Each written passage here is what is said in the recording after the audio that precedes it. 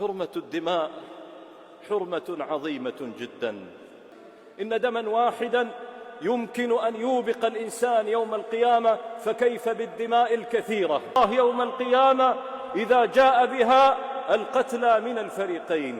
የአፍሪካ ብዙሃን መገናኛዎች ከሰሞኑ በሱዳን ባንድ ጀንበር ስላለቁት 2000 ንጹሃን ዜጎች ከመዘገብ ይልቅ ጋዛ ላይ ስለተገደለ አስቸኳይ መልእክት መጅሊስ ላይ ላሉ አካላቶች الله تبارك وتعالى أن يبلغهم صوتي.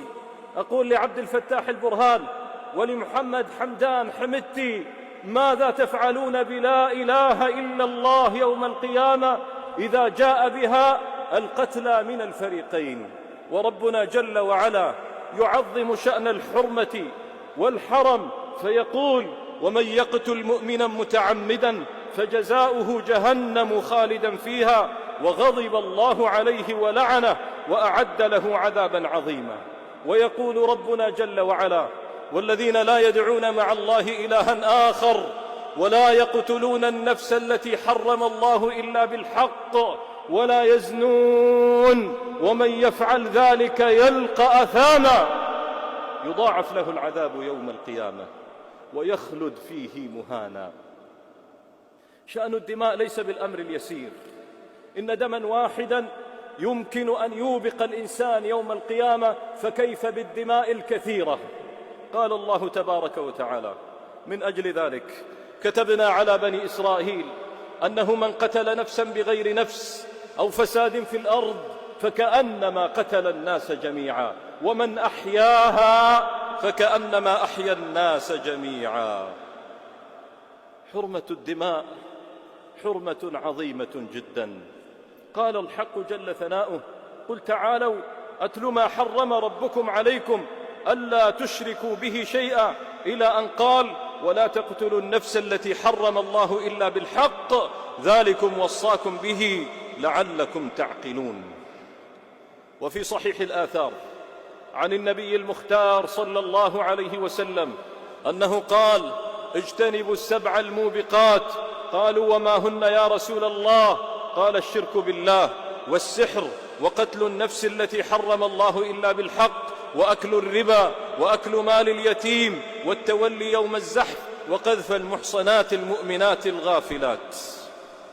حرمة الدم المسلم أعظم عند الله من حرمة الكعبة التي جعلها الله قياما للناس والتي ابتناها بأيدي خليل الرحمن وبأيدي إسماعيل.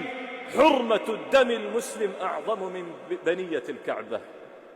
عن ابن عباس رضي الله تعالى عنهما: በዚህ ዘመን ጦርነት ቀላል አይደለም። ምክንያቱም የጦር መሳሪያው ዘመናዊነት የመዋጊያው ብዛት በአጭር ጊዜ ውስጥ ብዙ ሕዝብ እንደ ቅጠል የሚያረግፍ ነው። በሱዳን ሁለቱም ኃይላት ጄትና ድሮን የታጠቁ ናቸው። 2 ዓመት ከመንፈቅ ያለፈው የሱዳን ጦርነት እስካሁን 150 ሺህ ንጹሃንን የበላ ሆኗል። ይህ ከሩሲያ ዩክሬን ጦርነት በላይ ብዙሃን ንጹሃን ያለቁበት ነው። ከፈረንጆቹ ሚያዝያ 2023 ጀምሮ ሱዳን በውስጣዊ ግጭት እጅግ እየተጎሳቆለች ያለች ሀገር ከመሆኗም በላይ የንጹሃን የህፃናትና የእርዳታ አስተባባሪዎች ህልፈት፣ መፈናቀል፣ መራብ ወደ ከፍተኛ ደረጃ አሻቅቧል። በዓለም ታሪክ ታይቶ የማይታወቅ አስከፊ ረሃብ በሱዳን ተቀስቅሷል። በሽታ፣ እልቂት፣ ቸነፈር ሱዳንን አስጨንቋል። እስካሁን ድረስ ከ150 ሺህ በላይ ተገድለዋል። ከ14 ሚሊዮን በላይ ተፈናቅለዋል። ከሰሞኑ የፈጥኖ ደራሽ ኃይሉ የአልፋሸር ከተማን ለመቆጣጠር በነበረው እንቅስቃሴ እጅግ ሰቅጣጭ ጭፍጨፋዎችን ፈጽሟል። በዚህም በአንድ ጀንበር 2000 ሱዳናውያን አልቀዋል።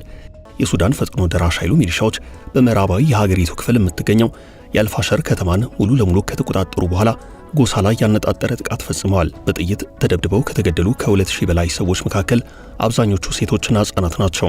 የእርስ በርስ ጦርነት መገለጫ የሆነችው ሱዳን ከቀድሞ አምባገነን መሪ ኦማር ሐሰን አልበሽር ከመንበር ስልጣን መውረድ በኋላ የሰነቀችው ተስፋ ህልም ሆኖ ቀርቷል። የሱዳናውያንን ህልም በማምከን የመከራ ኑሮ እንዲገፉ ያደረገው ደግሞ በአገሪቱ ወታደራዊ አገዛዝ መሪ አልቡርሃንና የፈጥኖ ደራሽ ኃይላት መሪ ሐምዳን ዳጋሎ መካከል የቀጠለው ጦርነት ነው። በምስራቅ ሱዳን 260 ሺህ ግድም ያልታጠቁ ሰዎች አጣብቂኝ ውስጥ የሚገኙባት የአልፋሸር ከተማን የተቆጣጠሩ የፈጥኖ ደራሽ ኃይሉ ሚሊሻዎች መጠነ ሰፊ ግድያ ፈጽመዋል።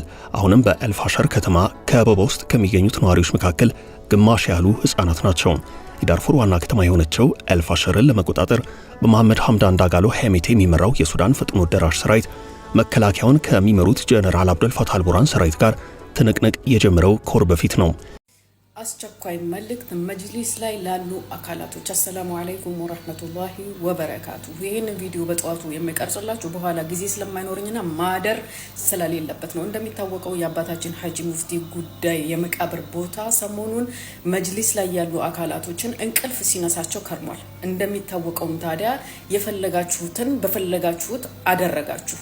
ሆኖም ግን ያንን ስታደርጉ እኛ ህዝበ ሙስሊሙ ደግሞ መስማት የምንፈልገው ያንን ቦታ ለመቃብርነት ስታውሉ ቤታቸውና ሐሪማቸውን ምን ታስቦለታል? እኛ ለመቃብር እውቅና መስጠት እኛ ሙስሊሞች አንድ ሰው ከሞተ በኋላ ስራው እንጂ ያ ቦታ እውቅና ሰጣችሁት አልሰጣችሁት ለኛ ምንም የሚሰጠን ጥቅምና ፋይዳ የለም። ስለዚህ የቦታቸውና የሐሪማቸውን ግንባታ በአጭር ጊዜ ውስጥ ዘመናዊ ግንባታ ገንብታችሁ እንድታስረክቡን ስንል እንጠይቃለን። የሚያሳስበን የቤታቸውና የሐሪማቸው ቦታ ስለሆነ ይሄንንም በዛውም ይፋ አድርጋችሁ ለህዝበ ሙስሊሙ እንድታሳውቁ ስንል እናሳስባለን።